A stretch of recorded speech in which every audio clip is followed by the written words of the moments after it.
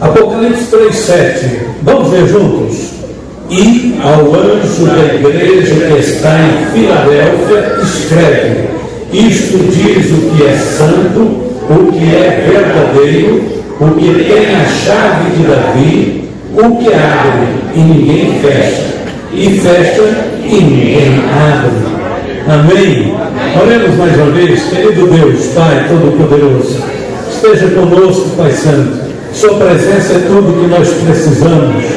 E pelo Teu Espírito Santo, todos neste lugar sejam agraciados, sejam, Senhor, confortados, fortalecidos pelo agir e mover do Senhor. Abençoe-nos, dando-nos um coração quebrantado e contrito para ouvir Tua palavra. Oramos em nome de Jesus. Amém? Podeis sentar. Hoje eu quero falar sobre portas fechadas. Alguém poderia dizer: então, pastor, o senhor vai pregar sobre o lado negativo da vida cristã? Eu vou responder já: não vou. Por quê? Porque na vida cristã as portas fechadas também fazem parte da perfeita vontade de Deus. Então, se é algo da perfeita vontade de Deus, não é negativo, também é positivo. Nós acabamos de ler o texto que fala de porta fechada e porta aberta. Nosso foco, então, principal é a porta fechada. E eu quero já começar analisando o versículo com a seguinte colocação: porta fechada, ou portas fechadas, falam da soberania de Deus. Paulo disse que o Espírito Santo o impediu de pregar em determinados lugares e o direcionou a outros lugares.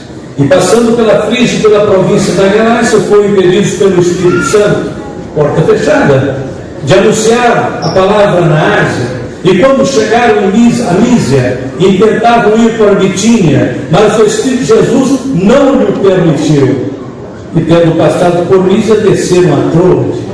Logo, nesse caso aqui, nós percebemos então que as portas estavam fechadas e estavam dentro da vontade soberana de Deus. Porque logo a seguir, depois que o Espírito Santo impede Paulo ir para duas direções que ele pensou de ir, a Bíblia diz que ele segue à frente e naquela mesma noite ele tem uma visão e ele entende pela visão que Deus o estava direcionando para a Macedônia.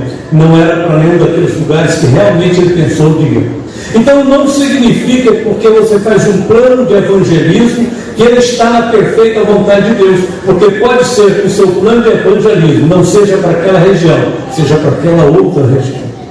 Além de tudo, a gente tem que descobrir qual é a hora de Deus para determinados lugares, para determinadas pessoas, para estarmos dentro da perfeita vontade de Deus.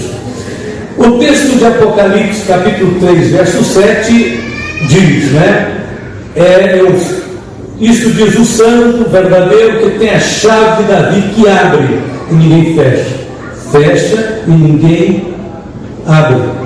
Então nós vemos que é Jesus quem abre o livre curso para a pregação do Evangelho no mundo inteiro.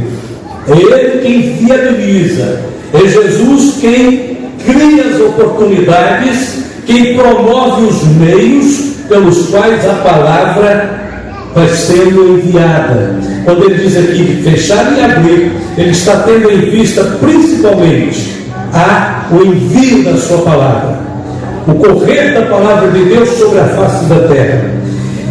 E isso é motivo de muito conforto, visto que enquanto for a vontade de Deus, ninguém poderá impedir a evangelização deste mundo. Quando ele abre, ninguém fecha. Quando ele fecha, ninguém abre. Então isso mostra que ele é soberano. Segundo, portas fechadas também falam dos limites de Deus. Observa que eu falei da soberania, agora eu venho com a palavra limites. Não que Deus seja limitado, mas Deus põe limites em algumas coisas. É isso que eu quero dizer. Deus tem limites naquilo que Ele promove, naquilo que ele oferece para o homem. Na parábola das 10 virgens, nós vemos as portas se fechando para 5 virgens imprudentes. Lembra da passagem? Eu vou ler agora mesmo. Porque aquelas 5 virgens imprudentes não estavam prontas para o encontro com o esposo. E a Bíblia diz que quando elas descobrem que não estão prontas, elas vão comprar o azeite que lhes faltava. E quando elas vão comprar, o esposo chega e leva 5 prudentes. Então está escrito assim: e tendo elas ido comprar, chegou o esposo, e as que estavam preparadas entraram com ele para as bodas, e fechou-se a porta. E depois chegaram também as outras virgens, dizendo: Senhor, Senhor, abre-nos a porta. Observa que esta porta fechada, ela representa o final de uma dispensação. Deus tem esperado pelo homem por mais de 4.000 anos, mas a maioria absoluta dos seres humanos não querem se arrepender e aceitar o convite de Deus. Jesus preveniu os seus ouvintes sobre os riscos de perderem o tempo da visitação de Deus. Jesus disse assim: quando o pai de família se levantar e cerrar a porta, e começardes a estar de fora e a bater a porta dizendo: Senhor, Senhor, abre-nos, e respondendo ele vos disser: não sei de onde sois, então começareis a dizer: temos comido e bebido na tua presença, que tu tens ensinado nas nossas ruas.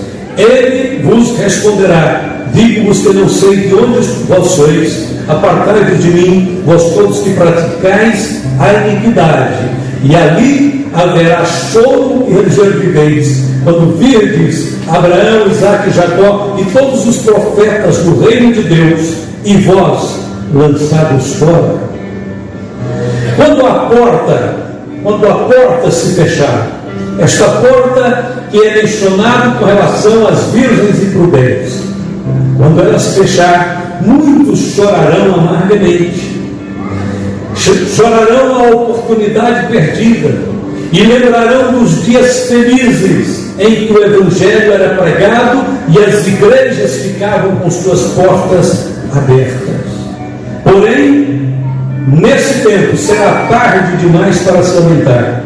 A porta se fechou e agora só resta o juízo de Deus. Neste ponto, então, a porta fechada significa uma dispensação que termina, um tempo, um ciclo, uma oportunidade que termina. E isso é muito importante. Terceiro, as portas fechadas também falam da proteção de Deus.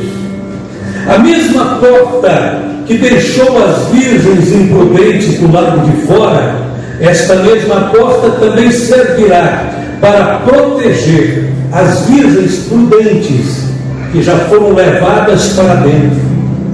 Elas estarão lá do lado de dentro, protegidas dos juízos divinos. A Bíblia diz: assim sabe o Senhor livrar da tentação os piedosos e reservar os injustos para o dia do juízo, para serem castigados.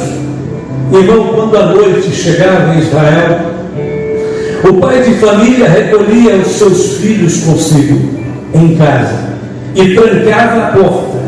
Era esse o costume. Lucas registra uma palavra de Jesus, onde ele diz no capítulo 11: e disse-lhes também: qual de vós terá um amigo, que se for procurá-lo à meia-noite lhe disser: amigo, empresta-me 3 pães, pois que um amigo meu chegou em minha casa, vindo de caminho, e não tenho o que apresentar-lhe? Se ele, respondendo de dentro, disser: não me importunes, já está a porta fechada, e os meus filhos estão comigo na cama, não posso levantar-me para te dar. Esta porta fechada então representa não somente os limites de uma dispensação, mas também o amor do pai, o pai de família, ao recolher seus filhos e fechar a porta, porque a noite vem. Jesus disse que a noite vem quando ninguém mais poderá trabalhar. Serão dias tenebrosos, dias difíceis, mas nesse dia o Pai Celestial já recolheu seus filhos para dentro, antes que a noite desça, e Ele fechou a porta. E aí a porta para os que estão do lado de dentro significa amor, proteção, significa responsabilidade, cuidado espiritual por estes que Deus levará para consigo. A Bíblia diz também, em momentos antes do dilúvio, alguns momentos antes do dilúvio, Deus veio e fechou a arca para a proteção de Noé e a sua família. A Bíblia diz: e toda a carne em que havia espírito de vida entraram de 2 em 2 para Noé na arca, e os que entraram, macho e fêmea de toda a carne entraram, como Deus lhe tinha ordenado, e o Senhor a fechou por fora.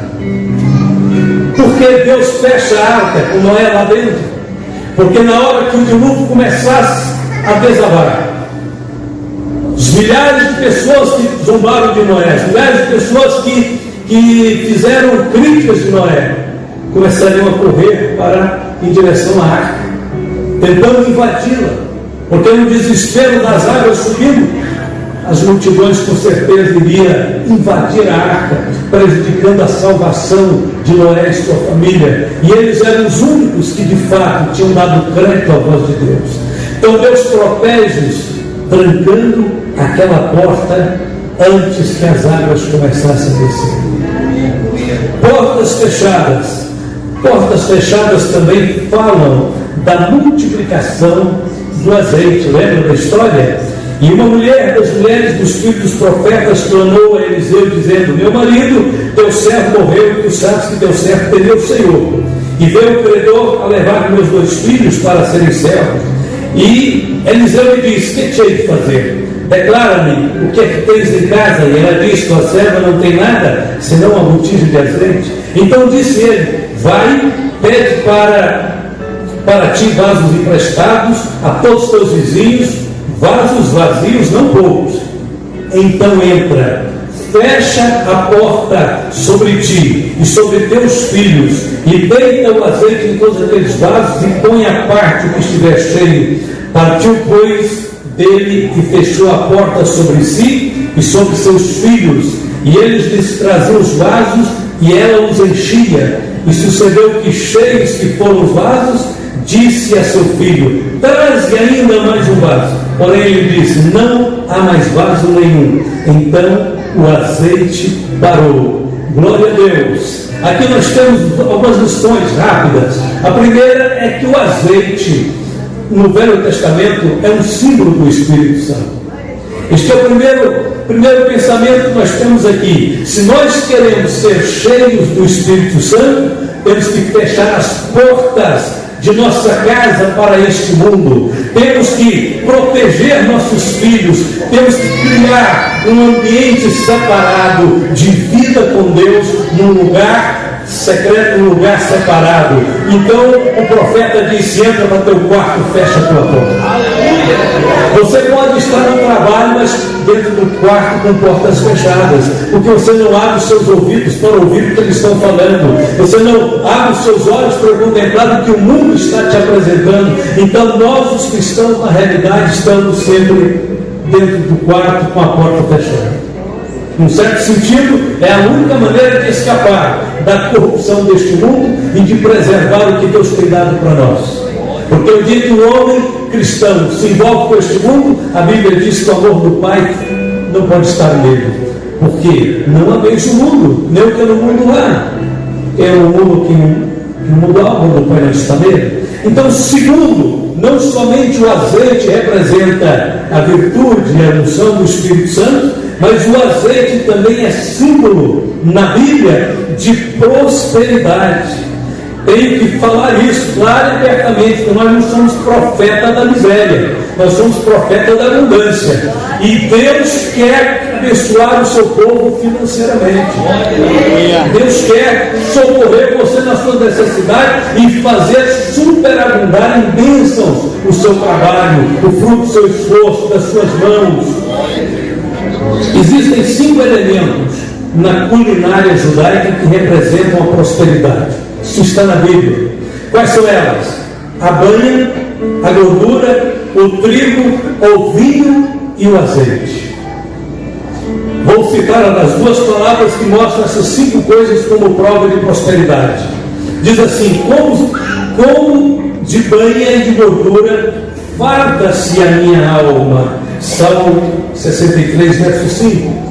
E Joel 2,24: e as veigas se encherão de trigo, e os lagares transbordarão de vinho e de azeite.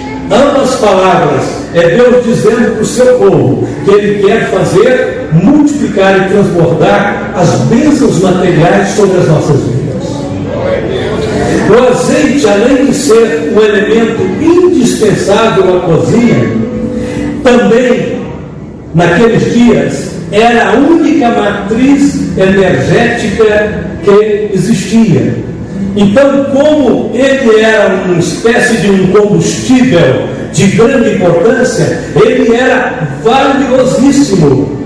Para você ter uma ideia, o azeite era mais valioso no tempo daquela viúva do que hoje é o óleo diesel, a gasolina, o etanol em nossos dias, porque ele era a única matriz energética.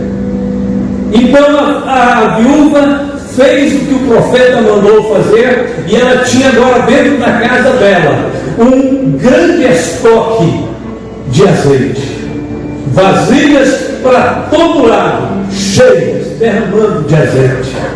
Então ela nem sabia o que fazer com tanto azeite, e mandou então perguntar ao profeta Eliseu: que farei agora, profeta? E o profeta diz para ela: vai, vende o azeite, paga a tua dívida, e tu e teus filhos vivei do resto. Isto prova então que era muito dinheiro, era equivalente a muito dinheiro, todo o azeite que Deus multiplicara para aquela mulher. A Bíblia diz que o rei Josafá, naquele momento de conflitos e crises no seu país, ele buscou a Deus, levou todo mundo a adorar a Deus, e depois ele disse assim: olha, crede no Senhor vosso Deus e estareis seguros, crede em seus profetas e prosperareis. Não era fácil para aquela mulher acreditar que todo aquele ritual que Eliseu mandou ela fazer pudesse dar certo, mas ela confiou na palavra do profeta, e o resultado é que ela prosperou mesmo de fato. E isso é muito interessante, é muito bom. Quinto, portas fechadas na Bíblia também falam da oração secreta. Mas tu, quando orares, entra no teu aposento e, fechando a tua porta, ora a teu Pai que vê o que está oculto, e teu Pai que vê o que está oculto te recompensará. Mateus capítulo 6, verso 6.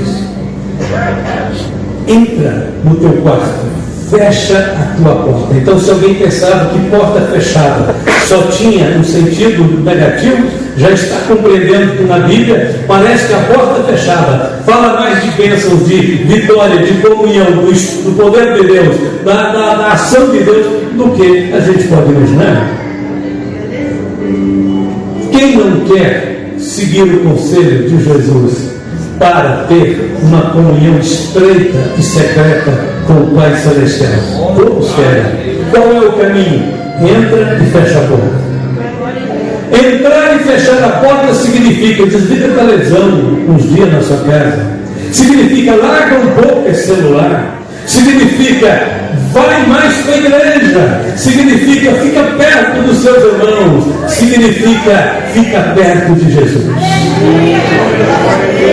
Entra no teu quarto e fecha a porta.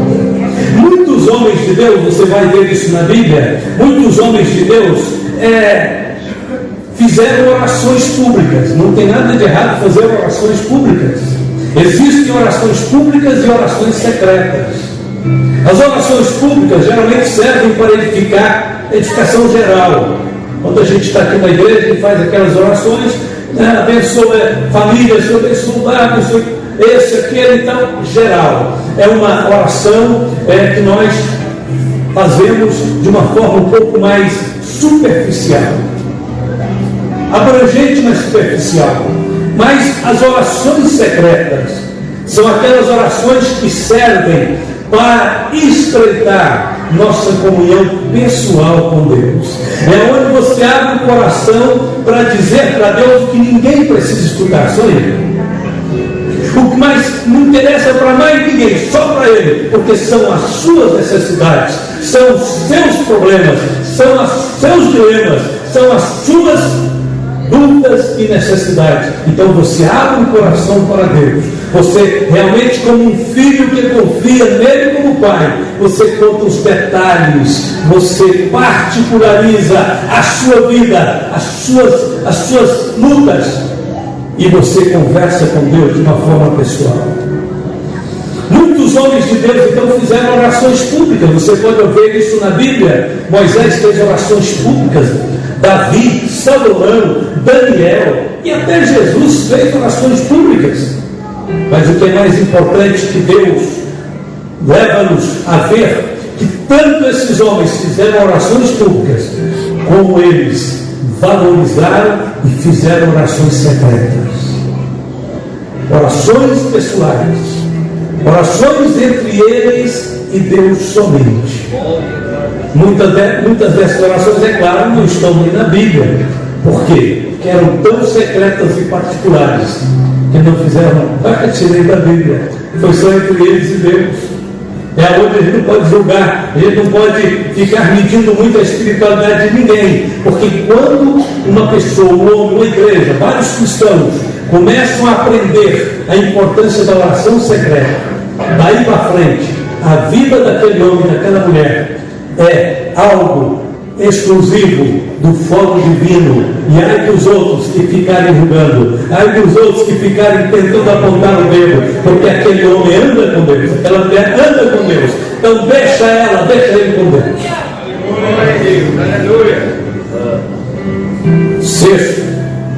Sexto é praticamente a parte final. Assim, eu queria só concluir a questão da oração secreta, só para terminar isso aqui. O salmista, quando ele disse assim: aquele que habita no esconderijo do Altíssimo, à sombra do Onipotente descansará. Esconderijo do Altíssimo é exatamente o seu lugar de oração. O seu lugar de oração não precisa ser fisicamente, pode ser, mas pode ser mais do que isso, mais do que um quarto, mais do que um compartimento da sua casa. Pode ser uma condição de coração. Por exemplo, algumas pessoas vão ter momentos secretos com Deus. Às vezes, no meio de uma multidão cercando ele consegue parar ali e, num ato ali de reverência diante de Deus, ele entra no quarto secreto e fala com Deus. Ninguém compartilha, ninguém ouve nada, ninguém vê nada, mas ele fala com Deus.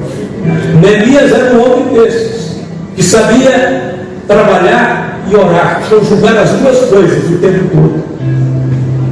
A Bíblia diz que ele estava trabalhando com a colher de pedreiro, ajudando a levantar os muros, e ao mesmo tempo ele estava orando. É igual aquela história do Mude, né? O senhor ora muito tempo, Mude? O senhor Mude, pregador. Ele disse: eu não me lembro de orar mais de 10 minutos. Aí é claro que a pessoa quase desviou, né? Que eram os nós pregadores da época. Não, o senhor não ora mais de 10 minutos. Ele só que também não me lembro de ficar mais de 10 minutos sem orar. Então, na verdade, ele orava o tempo todo. Ele não parava de orar, na verdade. Bom, o lugar oculto, o esconderijo do Altíssimo, nesse caso aqui no Salmo 91, diz respeito ao lugar santíssimo. Quando o sacerdote entrava naquele lugar, que era o lugar mais oculto da terra, mais escondido da terra. Por quê? Só podia entrar o sumo sacerdote uma vez ao ano. Então não tinha um lugar mais oculto. Era o esconderijo do Altíssimo. Mas quando Jesus vem, inaugura a nova aliança, a dispensação da graça, e o Espírito Santo vem e completa a obra. Então ele nos coloca agora dentro do Santíssimo. Muitas vezes numa avenida movimentada, você está dentro do Santíssimo. Muitas vezes, dentro de um consultório cheio de gente, você fica dentro do esconderijo do Altíssimo. Às vezes, dentro de uma repartição, de uma escola, você aprende a ficar dentro do esconderijo do Altíssimo, entrar ali e falar com Deus. A ministração de dentro para fora.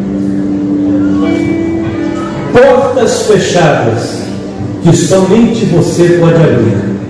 Embora nós estamos falando de portas fechadas, mas vamos falar de algumas portas fechadas que não devia ficar fechada, que não pode ficar fechada, que não precisa ficar fechada e que somente você pode abrir. Segura então, vamos lá. Jesus disse: eis que estou à porta e bato. Se alguém ouvir a minha voz e abrir a porta, entrarei em sua casa e com ele serei, e ele comigo. Esta porta não pode ficar fechada, e é a única porta que é só você que abre, é a porta do seu coração. Jesus disse: eu estou à porta. Ela estava fechada quando ele chegou ali. E ele bate, por quê? Porque eu não vou embora só porque ela está fechada. Todos nós estávamos com essa porta fechada, mas Jesus não desistiu. Ele ficou ali perto, ele continuou batendo, ele esperou um porção de tempo, até que num dia, num belo dia, num abençoado dia, nós ouvimos a voz dele. Abrimos a porta e valeu a pena, porque ele entrou rapidamente e hoje ele está dentro de nossos corações. Esta porta está fechada para muita gente, na vida de muita gente, mas não deveria estar e precisa ser aberta. Segunda porta que precisa ser aberta, em alguns casos ela está fechada. Louvar-te-ei, Senhor, entre os povos, cantar-te-ei entre as nações. Salmo 57. Assim eu te bendirei enquanto viver, em teu nome levantarei as minhas mãos. A porta do louvor. A porta do louvor, quem abre somos nós. Nós é quem Deus constituiu como adoradores, para louvá-lo, para bendizer o seu nome na terra. Olhando para os salmos, você vai encontrar um grupo de pessoas, os que escreveram os salmos, são vários. Você vai encontrar pessoas que descobriram como abrir a porta do louvor e da adoração. Aliás, o livro de Salmos só está na Bíblia para que nós pudéssemos aprender o que eles descobriram lá 3 mil anos atrás. O que eles descobriram na época de Davi. Davi viveu 1000 anos antes de Cristo nascer. O que eles descobriram que transformou a vida deles? Davi disse: assim eu te bendirei enquanto viver, em teu nome levantarei as minhas mãos, louvar-te-ei, Senhor, entre os povos, cantar-te-ei entre as nações. Eles descobriram uma coisa tão grande que eles queriam mostrar para o mundo inteiro. Eles queriam divulgá-la para o mundo inteiro. A adoração verdadeira é composta de louvor, de gratidão e de obediência. Então a porta do louvor, se estiver fechada em alguns casos, precisa ser aberta, e esta pessoa somos nós que abrimos. Terceiro, outra porta que muitas vezes está fechada, mas precisa ser aberta. A Bíblia diz: cada um contribua segundo propôs em seu coração, não com tristeza ou por necessidade, porque Deus ama ao que dá com alegria. Vamos abrir a porta da contribuição. Aqui a gente quase não fala, acho que uns 5 anos que não falava de contribuição, nem usava a palavra aqui dentro. Reservei essa palavra, escondi ela há muito tempo, não falo nada. Agora voltei, vou trazendo de volta. A porta da contribuição, queridos irmãos. É um privilégio poder trabalhar com Deus e para Deus. Quando nós contribuímos com aquilo que nós ganhamos, com o esforço do nosso trabalho, nós entregamos para o reino, para a obra de Deus, nós estamos investindo no trabalho do céu aqui na terra. Você pode dizer assim: Deus não precisa de dinheiro. Não no céu, mas ele precisa aqui na terra. Os missionários têm que comer todo dia, os missionários têm que construir templos, as obras pioneiras precisam ser implantadas, as igrejas precisam ter as suas manutenções, o reino de Deus depende. Então a Bíblia diz: cada um contribua segundo propôs no seu coração. E quarto, a última coisa, A última porta que às vezes está fechada, precisa ser aberta, e nós é que temos que abrir. Disse-lhes, ide por todo o mundo, pregai o Evangelho a toda criatura. A porta da evangelização. O dever de evangelizar foi dado aos anjos, foi dado aos homens, foi dado a nós. Nós somos pequenos, nós somos defeituosos, mas Deus nos deu a missão de pregar o seu Evangelho. Glória a Deus. Quem que vai se opor a isso? Foi o Senhor que fez assim. Existe uma fábula, né, que Jesus, depois de concluir seu ministério terreno, ele ascende aos céus e chega no céu. E ali no céu tem uma grande recepção, grande festa, porque o Filho de Deus estava voltando para o seio do Pai, para estar à destra do Todo-Poderoso, para receber toda a glória dos seres que Deus criou. E então um dos serafins aproximou um pouco mais de Jesus e disse: Senhor, então concluístes a obra na terra? Jesus olhou para ele e disse: não, apenas comecei. O serafim assustou, disse: Senhor, mas o Senhor veio embora? O Senhor que só começou e veio embora? E como é que vai ficar esta obra lá embaixo? Jesus disse assim: eu deixei 11 homens para cuidar dela. 11 homens para cuidar dela. Eles então são super espirituais, são muito grandes e poderosos. Ele disse: não, são pequenos pescadores frágeis, ainda pequenos e ainda em formação. Senhor, pôs a mão na cabeça: Senhor, mas e se eles falharem, Jesus? Jesus olhou solenemente para o serafim e disse assim: eles não podem falhar, porque eu não tenho outros. Você não pode falhar. Você não pode falhar. Você não pode falhar. Obreiros, nós não podemos falhar. Deus não tem outros. Quando Jesus disse: ide pregar no Evangelho, ele não tinha outros. Somos nós. Somos nós. Você falou: não tem tempo, pastor, mas você precisa arrumar um tempinho para pregar o Evangelho. Pastor, não tem recurso, mas você tem que investir de alguma forma o trabalho, o esforço para fazer a vontade de Deus, anunciar o Evangelho. Deus não tem outros. Tem irmão que aprende a evangelizar fazendo bolo, biscoito de queijo, mandando para as vizinhas. Não sei pregar, mas você sabe fazer um biscoito de queijo, e isso é linguagem do amor, e o amor não pode jamais ser ultrajado e duvidado. O amor é mais forte do que a morte, o amor é poderoso, pode falhar tudo, mas o amor não falha. Pastor, mas eu não sei pregar. Mas você sabe ajudar, empurrar um carro que está estragado na rua. Você sabe dar uma mão para o vizinho que está capinando o lote. Sabe como é que ele vai traduzir essa atitude sua? Zé crente é diferente. Quem sabe um dia você crente vai ser irmão, vizinho, ele é bom demais, que pessoa boa, que pessoa carinhosa, bondosa. O dia que eu pensar de ir para a igreja, para a igreja dele. E daqui uns dias, passa uns dias, a pessoa vem para a igreja e está aqui servindo a Deus. Então, o que te trouxe aqui? Foi um grande pregador. Disse: não, foi essa atitude do João, do Luiz, do Pedro. Aquele homem, essa mulher é muito bondoso, é muito santo. Como é que eu vou pregar o Evangelho? Não sei, arruma um jeito de pregar. Invente de uma maneira sua, própria, sua. Deus te deu criatividade, Deus te deu capacidade, e ainda mais, você tem o Espírito Santo, e o Espírito Santo veio para te tornar testemunha deste Evangelho. A única forma de cumprirmos a grande comissão é saindo para evangelizar. Então, louvado seja Deus pelos grupos de visita, louvado seja Deus pelas senhoras e irmãs que também estão visitando, louvado seja Deus para quem faz o seu trabalho de evangelismo de forma simples, oculta, mas sempre faz. Deus o abençoe a cada um de nós neste trabalho.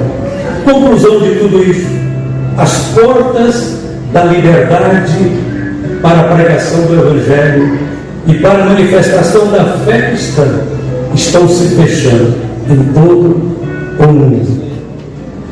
Nós já estamos vivendo dias tenebrosos. provavelmente o princípio de dores já tenha começado. A igreja verdadeira não vai demorar muitos dias. Ela será considerada a escória desse mundo.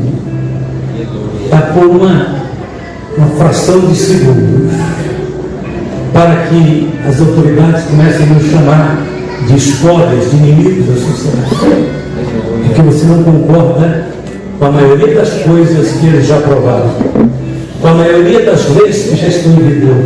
Nós estamos caladinhos, tímidos no nosso canto, mas a hora que nós manifestarmos publicamente o que nós pensamos a respeito do que eles estão fazendo, eles vão nos taxar de inimigos, taxar de perseguidores da humanidade e da paz. Eles vão dizer que nós somos o entrave deste mundo.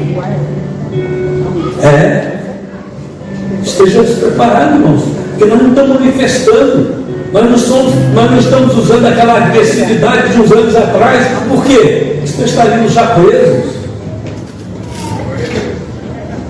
Nós estamos tentando amenizar a coisa, segurando as pontas. Mas na hora que nós somos confrontados com a verdade e com o erro, com o engano, a mentira deste mundo e a verdade de Deus a quem nós servimos, nós vamos negar a fé? De jeito nenhum. Nós vamos ter que dizer que isso é pecado mesmo. Nós não concordamos com isso, nós não aceitamos isso. E aí você vai ser um contraventor da lei. Você será acusado de ser uma pessoa nociva. Verdade. Como nos dias primitivos, muitos serão presos, maltratados por causa de sua fé.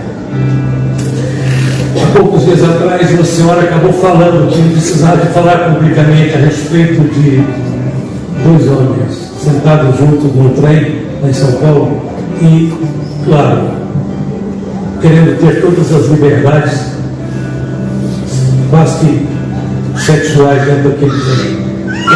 Aquela irmã, pelo jeito era uma irmãzinha, disse: vocês têm que ler a Bíblia. Foi o suficiente para parar aquele trem de ferro, chamar a polícia, pôr ela para fora e levar ela para a delegacia. Aqueles dois indivíduos achavam que tinham direito de sentar junto, beijar, abraçar, acariciar na frente de uma senhora idosa, e ela não tinha direito de falar para eles: vocês precisam ler a Bíblia. O único direito que ela teve é ser levada para a delegacia.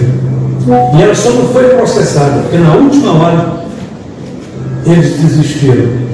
Mas a maioria das pessoas, e dos repórteres, e dos jornalistas que deram essa notícia, disse: ela tinha que ser processada. Ela tinha que ser processada. Sabe o que eles disseram?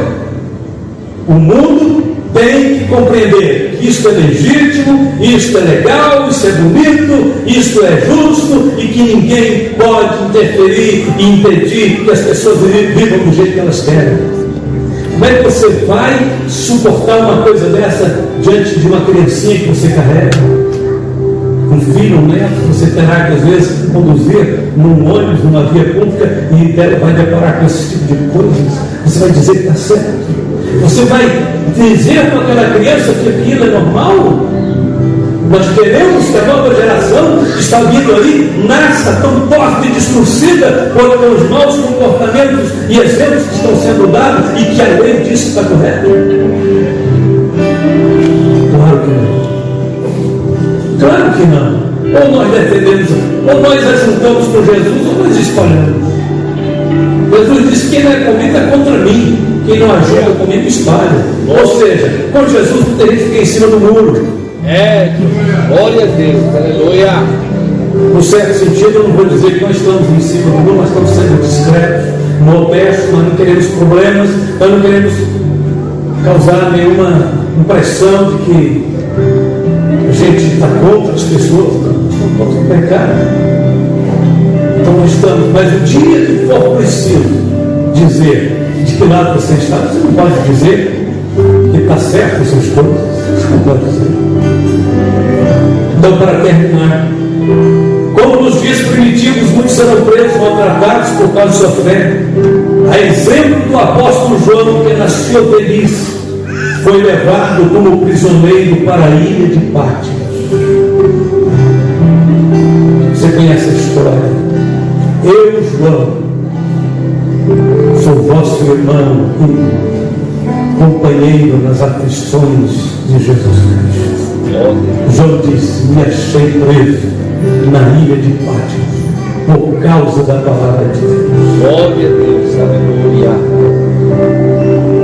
Assim como João, preso aos seus quase 100 anos de idade, o apóstolo mais doce, mais suave que Jesus teve, o homem mais cheio de amor que o mundo já conheceu, depois de Cristo, João, preso porque amava Jesus, preso porque pregava o Evangelho, preso, era inimigo. O Estado via ele como inimigo, como um malfeitor. Vai preso, João. E João está lá na ilha de Patmos, sob trabalhos forçados. Sabe que vai chegar esse dia para nós nos últimos tempos agora? Sempre ouvi dizer, pastores antigos dizer, que a igreja do arrebatamento tem que voltar ao mesmo nível da igreja primitiva. Mas a igreja primitiva teve aquele nível que ela vivia debaixo de perseguições. Será que vai ter novamente que voltar tudo isso?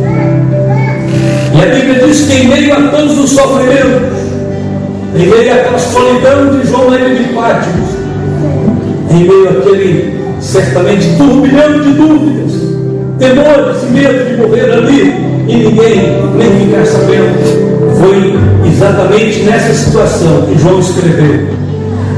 Preste atenção. O velho João, cabelos grisalhos, mãos calejadas, sozinho na ilha de Patmos, disse: depois dessas coisas, olhei e eis que estava uma porta aberta no céu, e a primeira voz, como que de trombeta, ouvira falar comigo, disse: sobe aqui e mostrar-te-ei as coisas que depois dessas devem acontecer. E logo fui arrebatado em espírito, e eis que um trono estava posto no céu, e um assentado sobre o trono. Aleluia, Jesus. Ó João, você não está mais na ilha de Patmos. Aleluia, glória a Deus. Você agora é um viajante da eternidade. Você está diante do trono do Todo-Poderoso. Aleluia, Jesus. E você vai ver descortinar a vitória do reino de Deus. O único reino que jamais passará. Um reino que não pode ser abalado. Irmãos, a única esperança dos cristãos, tanto do primeiro século como os cristãos do último século, é um dia ver esta porta aberta no céu. E esta seja a nossa esperança, porque Paulo diz que o mesmo Senhor descerá do céu, com alarido vosso e arcanjo e trombeta de Deus, que morreram em Cristo restarão primeiro. Depois nós, os que ficarmos vivos, seremos arrebatados juntamente com eles nas nuvens, encontrar com o Senhor nos ares, e assim estaremos para sempre com o Senhor. Glória a Jesus. Consolai-nos uns aos outros com estas palavras. Será a nossa esperança. Estamos olhando para o alto. Queremos ver a porta aberta no céu. Queremos ouvir a voz como de trombeta. Queremos subir e estar com Jesus num reino em que não há leis espúrias, não há falsos juízes, não há engano da justiça, não há depravação, não há pecado. Queremos entrar por esta porta que foi aberta pelo sangue de Jesus. Só falta o Senhor nos dar a visão e fazer a chamada. Vamos ficar em pé. Deus, aleluia. Glória a Deus. Nós te adoramos, Senhor. Nós te louvamos, Pai, pela tua bendita presença e poder neste lugar.